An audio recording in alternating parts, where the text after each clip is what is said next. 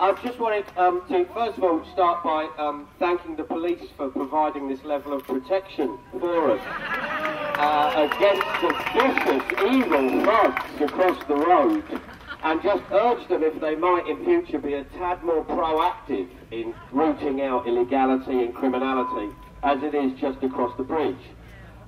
2 years ago, and I don't say that flippantly, because 2 years ago I got in through a mistake on behalf of DSEI and their admin policy. I got into the arms fair and was escorted round under military escort. And the chap there, who was a very, very polite sort of ex-army fella, said to me, he said, "Don't you think there's a reason for this?" He said, "Don't you think that we have a cause? Don't you think that defence is important? Don't you think that there's an argument for détente? Don't you think there's an argument to defend legal business?"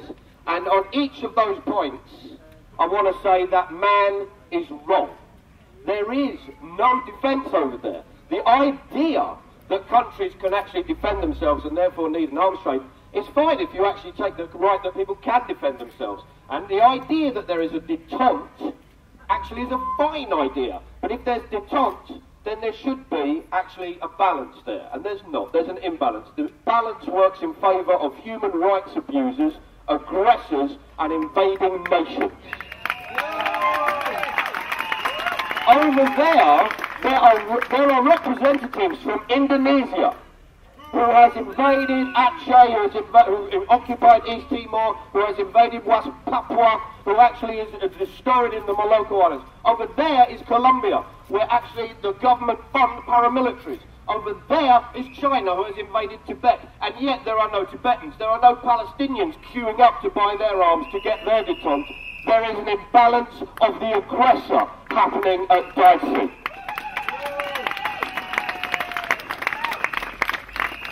And as for the fact that he's saying it's legal business, I would like to point out that 6 nations that are attending the fair are 6 of the 7 nations who have been, whose BAE systems are being investigated for bribing.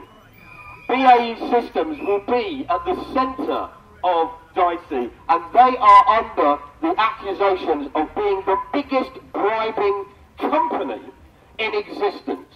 And as you know, they've actually had, the government goes to extraordinary lengths to protect BAE systems, even to the degree of cancelling the police investigation into the allegations of bribery and corruption. And we would urge the officers here, if you have any contacts, you could just nudge and reopen it. It would be really helpful. The other thing to say about illegality is one of the very, very, very few things that New Labour has done of any worth is ban the sale of torture equipment. And actually 2 years ago when I went over there, there were 5 companies offering torture equipment, electroshock batons, which Amnesty described as the torturer's tool of choice. There were companies offering leg irons and shackles, all of which is banned. It is illegal to even advertise them. And yet these things were happening over at the arms fair. It is an illegal fair in the respect that illegal activities actually takes place there. The third point I'd make very quickly before handing over to someone is that actually the argument people often say is that the arms trade is good for the British economy. Well, it isn't. We subsidise it. We pay for it about $1 billion a year. Well, you pay for it because I've got this account in Jersey, but you are subsidising the arms fair.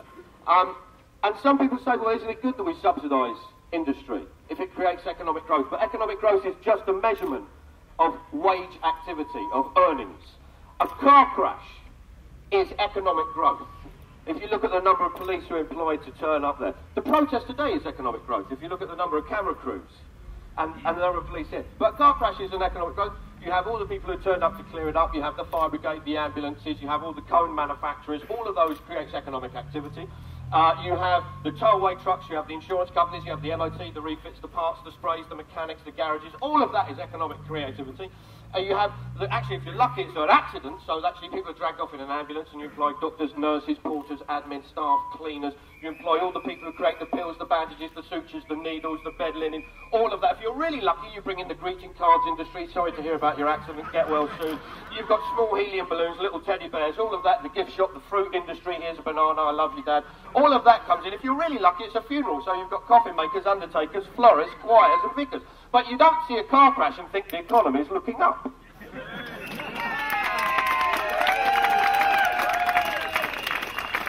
We have to have morality on this, and we have to say that what happens over there is immoral. My final message really is for the police, and it's very simple, which is a little while ago on Boxing Day, I think it was, there's a police officer in Leeds who was killed. His name was P.C. Broadhurst, and he was shot by a gangster. And that gun actually went through the arms system. It came out of Croatian arms company with front companies working in America, front companies working in the British Virgin Islands. It went out into Albania through various networks, ended up in Denmark, and then ended up in Amsterdam, where those guns were transferred to British criminals. The guns on our street are pointed at all of us. It's up to all of us to make an effort to stop the criminality that occurs. Thanks for coming along. Have a good day.